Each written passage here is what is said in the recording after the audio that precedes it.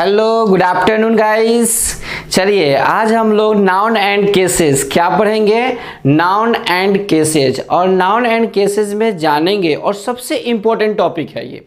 सबसे पहली बात तो ये जान लीजिए कि सबसे इम्पोर्टेंट टॉपिक है किसका, नाउन चैप्टर का। और इसमें आप लोग पूरे बारीकी से देखिएगा और समझिएगा कि नाउन एंड केसेस क्या होती है। वैसे आप लोग बचपन में पढ़े भी होंगे, जो वहाँ पे पढ़े होंगे कर्तानी, क्रम को, करण से, संप्रदान को के लिए। तो आज हम लोग उसी के बारे में डिटेल करते हैं और समझते हैं कि नाउन एंड केसेस कितने टाइप्स के होते हैं। तो इंग्लिश में जनरली 4 टाइप्स के केसेस होते हैं: nominative case, objective case, possessive case and vocative case. तो हम लोग पहले समझते हैं कि नॉमिनेटिव केस क्या होती है। सबसे पहला है नॉमिनेटिव केस। क्या है? Nominative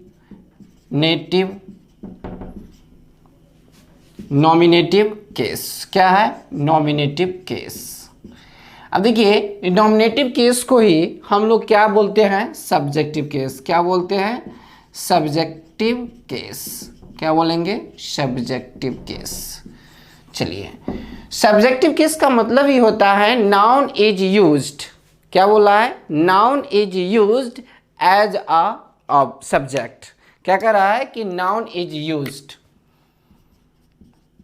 noun is used as a subject, यानी जो सब्जेक्ट के रूप में काम करता है उसे क्या कहते हैं? Nominative case. ये ग्रामियन ने नाम दिया है इसका, नॉमिनेटिव केस। वैसे जनरली हम लोग सब्जेक्टिव केस के रूप में समझते हैं। देखिए, फॉर एग्जांपल की बात करते हैं तो Ram goes to school. Ram goes to school. तो यहाँ पर देखिए कि राम क्या है? सब्जेक्ट है, करता है, यानी सब्जेक्टिव केस। क्लियर? जैसे में देखिए, रीना थ्रू अ स्टोन। क्या है? Reena through a stone. तो रीना क्या हो गया? Subjective case. रीना क्या हो गया? Subjective case. उसके बाद अगर हम समझते हैं राम कॉल्ड सुनील, तो यहाँ भी ये राम क्या हो गया? Subjective case. यानी जो सब्जेक्ट के रूप में काम करते हैं उसे क्या कहते हैं? Subjective case. Noun is used as a subject. अब हम लोग समझते हैं इसी का दूसरा जो पॉइंट है, यानी दूसरा वो है आपका ऑब्जेक्टिव केस। क्या है? Objective case. ऑब्जेक्टिव केस, ठीक। ऑब्जेक्टिव केस का मतलब होता है जिसको हम लोग बोलते हैं, क्या बोलते हैं ऑब्जेक्टिव केस को? तो ऑब्जेक्टिव केस को एक और नाम है जिसको हम लोग बोलते हैं एक्यूजेटिव केस। क्या नाम है? Accusative case. क्या नाम है? Accusative case. अब देखिए, यहाँ पे क्या था कि सब्जेक्ट के रूप में काम कर रहा था, और यहाँ पर क्या होगा? ऑब्जेक्ट के रूप में। किसके रूप में काम करेगा? ऑब्जेक्ट के रूप में। Noun is used as an object.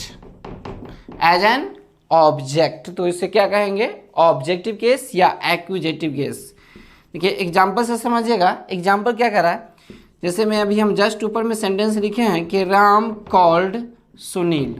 Ram called Sunil, तो राम क्या हो गया? सब्जेक्ट। कॉल्ड हो गया वर्ब। अब देखिए, ये कॉल्ड के बाद है, ऑब्जेक्ट के रूप में है, तो ये इसी को हम क्या बोलेंगे? Objective case. इसको क्या बोलते हैं? Objective case. तो आप लोग ये ऑब्जेक्टिव केस भी समझ गए, नॉमिनेटिव केस भी समझ गए। और इसी में देख लीजिए, अगर हम बात करते हैं यहाँ पर तो टू प्रिपो है, तो प्रिपोजिशन के बाद भी ऑब्जेक्ट ही आते हैं, ठीक है ना। यहाँ पर देखिए ये वर्ब है, तो इसके बाद आने वाले ये ऑब्जेक्ट है, यानी ऑब्जेक्टिव केस है। क्लियर? इसको नोट कीजिए, फिर आगे बढ़िए। अब तीसरा है वोकेटिव केस। क्या है? Vocative case. वोकेटिव केस क्या होती है? Noun is used to address someone. क्या कर रहा है? Noun is used to address someone. क्या कर रहा है? Address someone. Noun is use to address someone. वैसे ये एड्रेस हम लोग नरेशन में बहुत ज़्यादा पढ़ते हैं, लेकिन यहाँ समझिएगा, इसमें किसी को अगर आप एड्रेस करके बोलते हैं तो वो क्या कहलाते हैं, वोकेटिव केस। इसमें हम बोलेंगे Sunil you are lazy, you are lazy. तो यहाँ पे सुनील क्या हो गया, वोकेटिव केस। क्या हो गया, वोकेटिव केस। समझ गए होंगे वोकेटिव केस। और लास्ट है मेरा जो सबसे इंपॉर्टेंट है, पॉजेसिव केस। पॉजेसिव का मतलब क्या होता है, अधिकार। क्या होता है, अधिकार, यानी पोजीशन।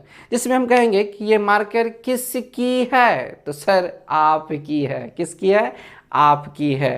बोलेंगे ये शर्ट किसकी है, तो सर आपकी है। तो कहेंगे कि इसे कैमरा किसकी है, तो सर आपकी है। तो ये हम क्या बता रहे हैं, आपकी, यानी पोजीशन है, मतलब मेरा इस पे क्या है, अधिकार है। तो उसी को हम क्या बोलते हैं, पॉजेसिव केस, यानी जिसमें क्या हो, पोजीशन, पॉजेसिव केस। और इसी को हम लोग बोलते हैं जेनेटिव केस। क्या बोलते हैं, जेनेटिव केस। क्या बोलते हैं इसको, पॉजेसिव केस या जेनेटिव केस। ठीक। और इसको हम बोलते हैं जैसे में ऑनरशिप। क्या बताएगा, ऑनरशिप या बिलोंगिनेस। क्या बताएगा, बिलोंगिनेस, बिलोंगिनेस। ठीक। तो क्या कहलाएगी, पॉजेसिव केस। जैसे में देखिएगा कि अगर हम बोलना है कि राम्स पेन, क्या बोलना है, राम्स पेन किसकी कलम, तो राम की कलम। किसकी कलम, राम की कलम। तो राम्स पेन। तो यहाँ पर जो देख रहे हैं ये एपोस्ट्रोफी एस है, तो यानी अधिकार है किस पे, इस पेन पे किसका अधिकार है, राम का। तो यहाँ पर जो ये एपोस्ट्रोफी एस जो देख रहे हैं यही इस कलम का अधिकार बता रहा है। क्लियर है, इसको नोट कीजिए, फिर हम आगे। अब इसका हम सबसे पहला फर्स्ट जो कंसेप्ट है जहाँ से पेपर में क्वेश्चन आते हैं उसको समझते हैं।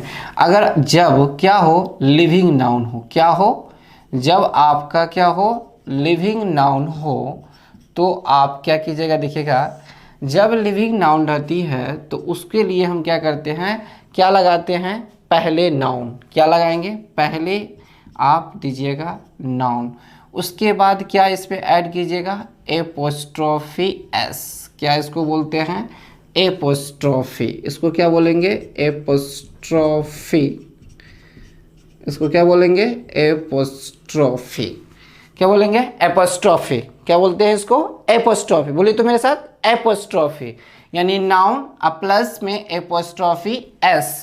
जैसे में देखिएगा कि लिविंग नाउन है, क्या बोला है, लिविंग।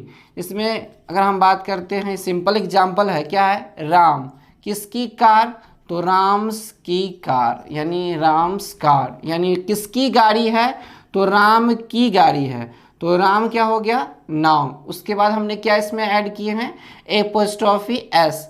और उसके बाद हमने जिस पे पोजीशन लगाना होता है वो हम पोजीशन लगा देते हैं, जिसका अधिकार जिस पे दर्शाया जाता है। तो उसके बाद क्या आ जाएगा, पोजीशन। क्लियर है। जैसे में देखिए एग्जाम्पल से इसको समझिएगा। एग्जाम्पल, दूसरा एग्जाम्पल से हम समझते हैं कि दूसरा एग्जाम्पल क्या कर रहा है। ये फर्स्ट एग्जाम्पल है, दूसरा एग्जाम्पल ये है, तुषार्स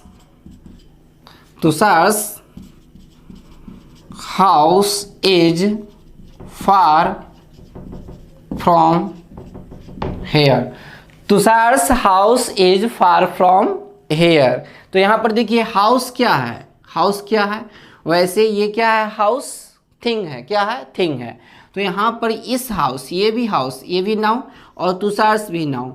तो देखिए यहाँ पर दो नाउन तो एक साथ नहीं आ सकते थे, तो एक नाउन को जो पहले वाले नाउन थे उस पर हमने क्या किए हैं, एपोस्ट्रोफी एस लगाए। क्या लगाए, एपोस्ट्रोफी एस। और इस नाउन के लिए एपोस्ट्रोफी एस अधिकार पोजीशन हो गया, तो ये काम करने लगा कैसा, एडजेक्टिव। यानी ये काम हो गया पॉजेसिव केस, और पॉजेसिव केस में काम कैसा कर रहा है, एडजेक्टिव का। यानी तुषार्स हाउस, किसकी घर, तो तुषार की घर, मतलब कि इस घर पे किसका अधिकार हो गया, तुषार का। फिर देखिएगा क्या कर रहा है नेक्स्ट एग्जाम्पल में कि रश्मीज,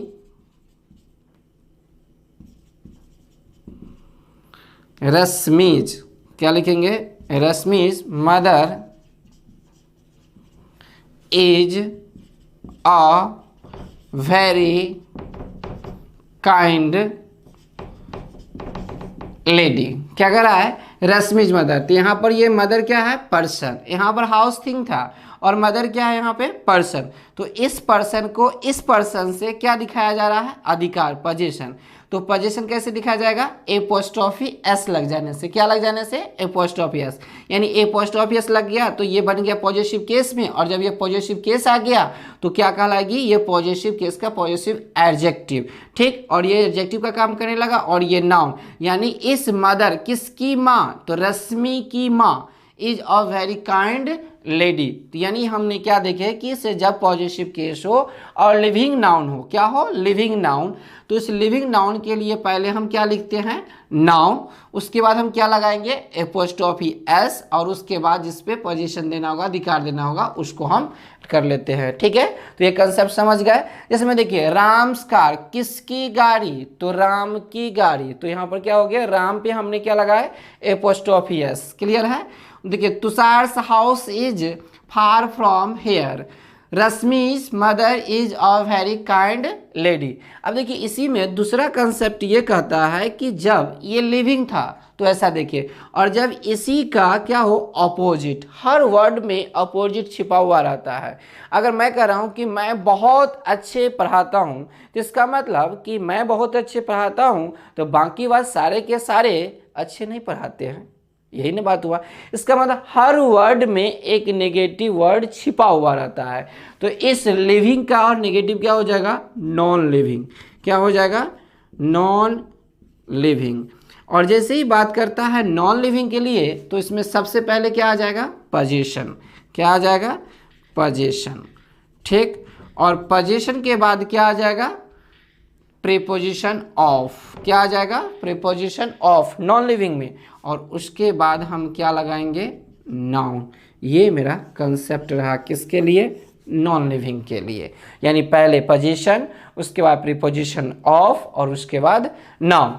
जैसे में देखिए, अगर हम कहेंगे टेबल्स, देखिएगा, टेबल्स लेग, क्या ये बोलना सही है? टेबल्स लेग, कुर्सी, मेज की टांग। किसकी टांग? मेज की टांग। तो यहाँ पर टेबल्स क्या है? नॉन लिविंग है। क्या है? नॉन लिविंग है। और इसकी टांग की अधिकार, इस पे रिलेशन दिखाया जा रहा है। तो इसका मतलब नॉन लिविंग के लिए तो एपोस्ट्रोफी एस लगाना क्या हो जाएगा? गलत माना जाएगा। इसलिए क्या हो जाएगा? गलत। तो इसका सही क्या हो जाएगा? The leg of. इसमें देखिए पोजीशन किस पे है? लेग पे। तो द लेग, उसके बाद क्या आया? प्रीपोजिशन ऑफ, और उसके बाद नाउन क्या है? The leg of table. क्या हो जाएगा? The leg of table. अगर हम दूसरा एग्जाम्पल की हम बात करते हैं, जैसे में कहते हैं कि देखिए, फैंस ब्लेड, बोलना सही है?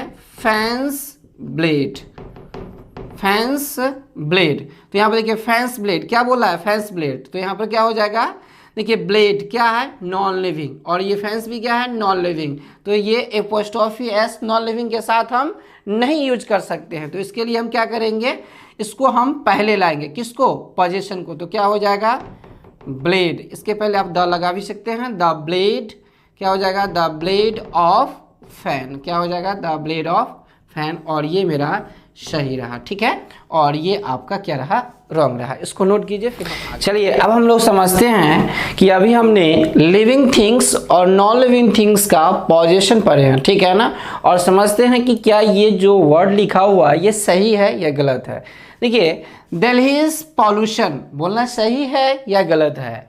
चाइनाज पॉपुलेशन, टुडेज लीव, देखिए इसमें एपोस्ट्रोफी एस लगा हुआ है, चाइनाज में लगा हुआ है, दिल्लीज में लगा हुआ है। ओशियंस रोयर, क्या है? Ocean's roar. Sun's rays, moon's presence, at a stone's throw, at an arm's length, the court's order for honour's sake. बताइए, आप लोग बताइएगा, दिल्लीज पॉल्यूशन क्या बोलना सही है? सही है, तो सही है। चाइनाज पॉपुलेशन बोलना सही है, तो सही है। टुडेज लीव बोलना सही है। ओशियंस रोर बोलना सही है, सही है। देखिए, सन्स रेज क्या बोलना सही है? तो सही है। मून्स परजेंस वो सही है, सही है। एट अ स्टोन्स थ्रो सही है। एट एन आर्म्स लेंथ क्या सही है? तो हाँ सही है। रिकॉर्ड्स ऑर्डर सही है, दी ऑनर सेक्स है ये। अब बताइए कि ये सारे नॉन लिविंग थिंग्स है, फिर भी इसके साथ एपोस्ट्रोफी एस लगा हुआ है और आप बोल रहे हैं ये सही है। तो इसको ग्रेवियन ने, यानी इसको जो ग्रेवियन है उसने इसको बोला क्या कि ये एक्सेप्शन है। ये क्या है? एक्सेप्शन है। लेकिन एक्सेप्शन कुछ नहीं होता है ग्रामर में, ठीक है ना। एक्सेप्शन नहीं होता है, मैं आपको प्रूव करके लास्ट में बता देंगे कि एक्सेप्शन कुछ नहीं है। देखिए एक्सेप्शन ये बताया कि क्या है कि अगर प्लेस हो, क्या हो? प्लेस हो, ठीक है ना। जब अगर फर्स्ट में इसने कहा कि अगर प्लेस का नाम हो तो उसके साथ आप एपोस्ट्रोफी एस लगा सकते हैं। क्या लगा सकते हैं? एपोस्ट्रोफी एस लगाना सही है, ठीक है ना। जब क्या हो? प्लेस हो। दिल्ली क्या है? प्लेस है, तो उसके साथ पॉल्यूशन नाउन है, तो उसके साथ एपोस्ट्रोफी एस लगाना क्या है? सही है। दिल्ली इज पॉल्यूशन, मतलब दिल्ली की पॉल्यूशन, ठीक। दूसरा पॉइंट इसने कहा, ठीक है, कि जब किसकी बात हो? टाइम की बात हो। किसकी बात हो? टाइम की बात हो। तो इसने बोला कि टाइम के साथ भी एपोस्ट्रोफी एस लगाना सही है। टाइम के साथ भी एपोस्ट्रोफी एस लगाना सही है। क्लियर? तीसरा पॉइंट इसने जवाब दिया कि जब ये टाइम, जैसे में देखिए 2 days लीव, कितने दिनों की छुट्टी? 2 days। तो डेज के ऊपर में क्या लगा हुआ है? Apostrophe S. क्या लगा हुआ है? Apostrophe S. 2 days leave. तो यहाँ पर क्या हो गया? 2 days लीव या 1 days लीव, इस तरह से भी हम बात कर सकते हैं। तो देखिए 2 days है तो यहाँ पर 2 के साथ तो डेज करना पड़ जाएगा, तो 2 days नहीं, तब कि फिर हम क्या करेंगे? ओनली एपोस्ट्रोफी लगाएंगे, यानी क्या हो जाएगा? 2 days लिव, क्योंकि ये क्या है? 2 days है, इसलिए डेज हो गया, तो 2 days लिव। क्लियर? तो यानी टाइम है तो टाइम के साथ भी हमने क्या लगाए? Apostrophe S. क्या लगाए? Apostrophe S. जब बात करते हैं किसकी, ये देखिए सन्स रेज, किसकी किरणें? सूरज की किरणें। अब ये बताइए सूरज की किरणें कैसी बॉडी है? तो ये है हेवनली बॉडीज, यानी जिसको हम लोग बोलते हैं सेलेस्टियल या हेवनली बॉडीज, या इसको बोलते हैं हेवनली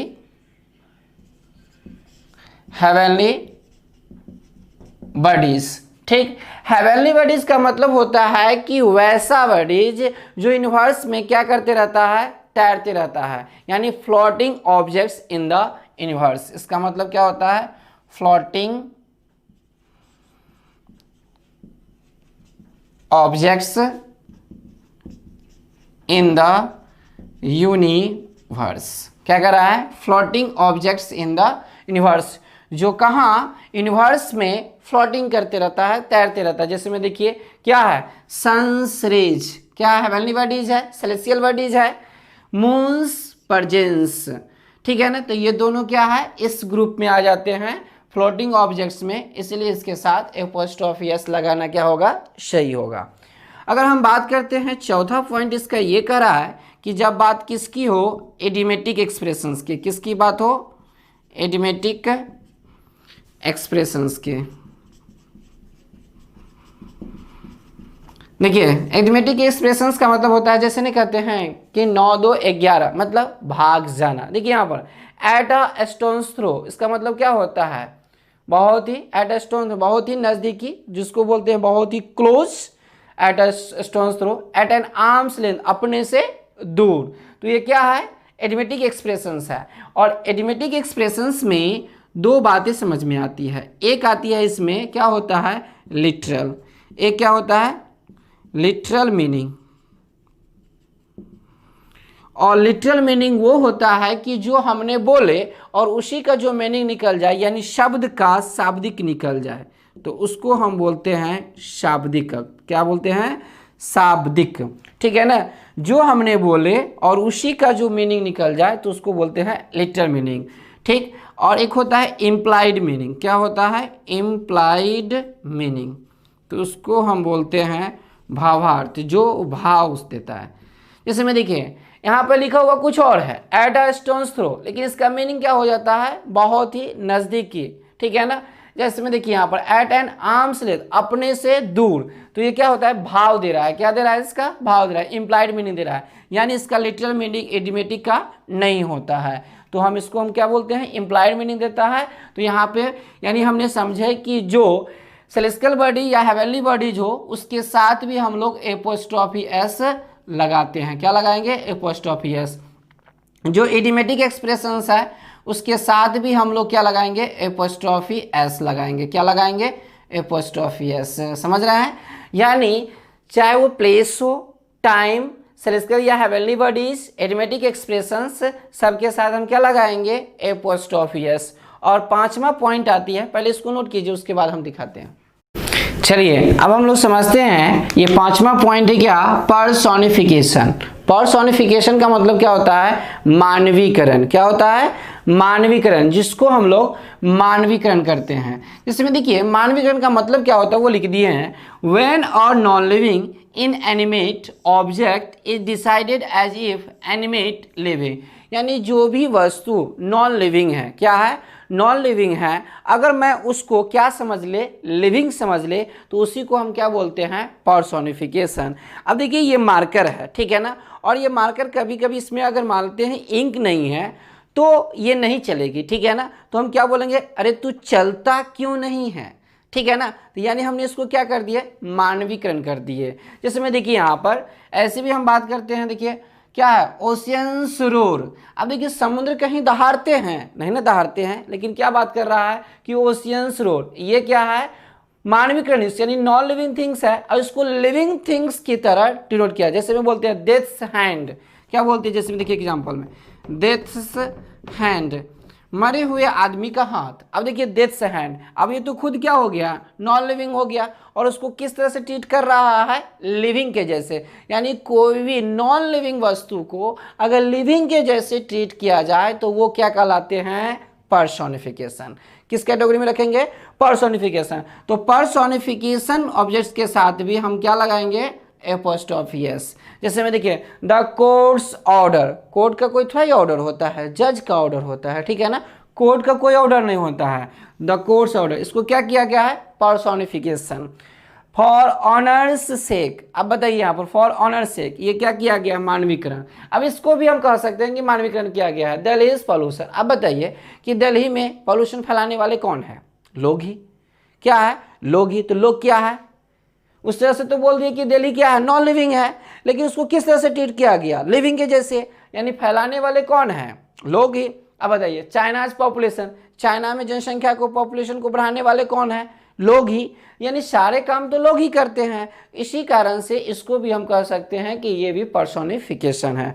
यानी पर्सोनिफिकेशन का मतलब होता है कि नॉन लिविंग थिंग्स को जब लिविंग थिंग्स की तरह ट्रीट किया जाए तो उसे हम क्या कहते हैं, पर्सोनिफिकेशन, यानी मानवीकरण, यानी मानवीकरण के जैसे बना करके उसको ट्रीट करना।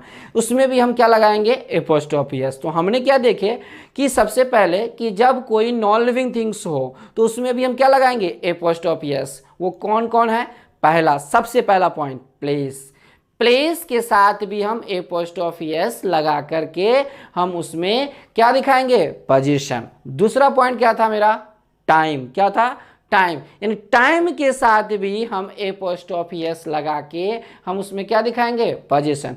तीसरा पॉइंट मेरा क्या था, सेलेस्टियल या हेवनली बॉडीज, यानी floating objects in the universe, यानी जो भी यूनिवर्स में फ्लोटिंग करते हैं यानी तैरता है, उसके साथ भी हम क्या लगाते हैं, एपोस्ट्रॉफी एस, और उसमें भी हम एपोस्ट्रॉफी एस लगा के पोजीशन दिखाते हैं।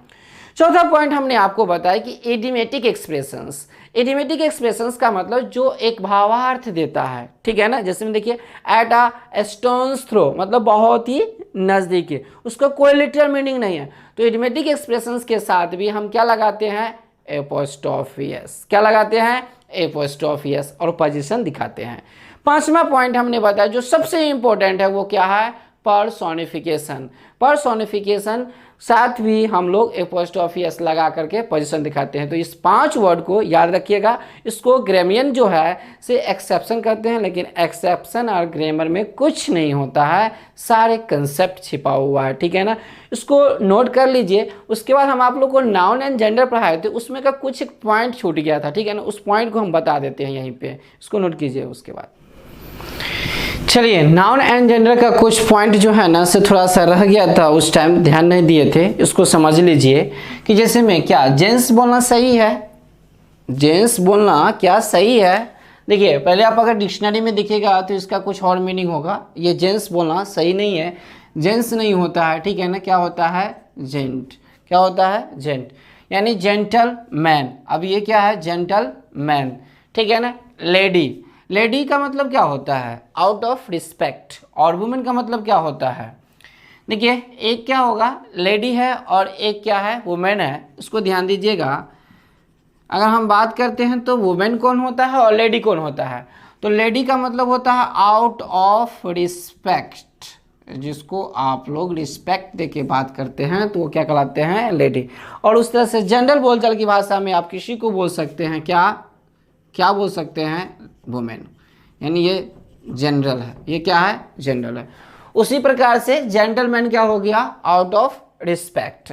देखिए मैन ड्रेस, क्या है मैन ड्रेस। अब खुद सोचिए कि हमने एक कंसेप्ट लिखे हैं कि जब क्या चीज़ की बात हो, प्रोफेसर की बात, प्रोफेशन की बात हो, जॉब की बात हो, टाइटल की बात हो, जब प्रोफेशन जॉब या टाइटल बात करें तो उस वर्ड के क्या कीजिएगा मैन सफिक्स कीजिएगा, और फीमेल के लिए क्या सफिक्स कीजिएगा वुमेन, ठीक है ना।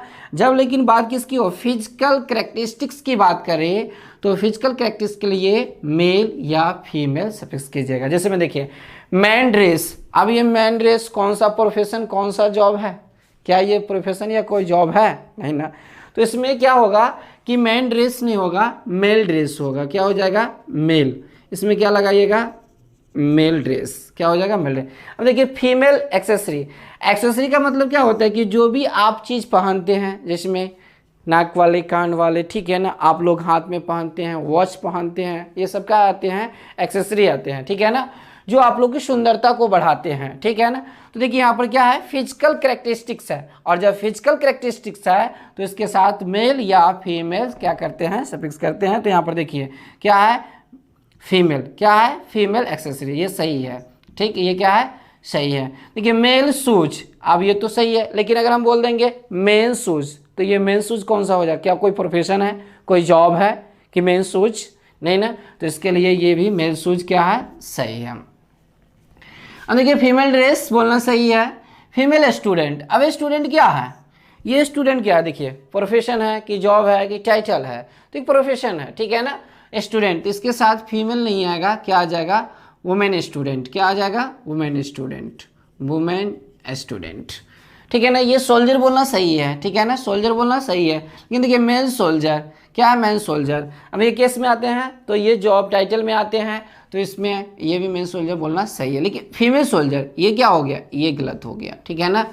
लेडी टीचर, अब देखिए लेडी खुद आउट ऑफ रिस्पेक्ट होते हैं और टीचर भी खुद क्या होते हैं आउट ऑफ रिस्पेक्ट होते हैं, तो दो वर्ड एक साथ एक जैसे वाले नहीं आ सकते हैं। तो यहाँ पर आप लोग लेडी की जगह पे क्या लगा सकते हैं वुमेन टीचर, क्या लगा सकते हैं वुमेन टीचर। देखिए फीमेल स्टूडेंट, स्टूडेंट और इसके साथ फीमेल, ये स्टूडेंट के प्रोफेशन में है इसलिए फीमेल स्टूडेंट नहीं होगा, क्या हो जाएगा इसके साथ, अच्छा कि यहाँ भी लिखा हुआ था तो इसको समझ लीजिए कि ये वुमेन स्टूडेंट हो जाएगा, ठीक है वुमेन स्टूडेंट, और ये वुमेन का मतलब हो गया जनरल। तो आप लोग इसको अच्छे से समझ गए होंगे, कुछ नहीं है, प्रोफेशन जॉब और टाइटल की बात करना है तो इसके मतलब प्रीफिक्स करेंगे मैन लगाएंगे, ठीक है, और वुमेन लगाएंगे फीमेल की बात करेगा तो, और फिजिकल कैरेक्टरिस्टिक की बात हो तो मेल या फीमेल इसमें चिपकाएंगे, ठीक है।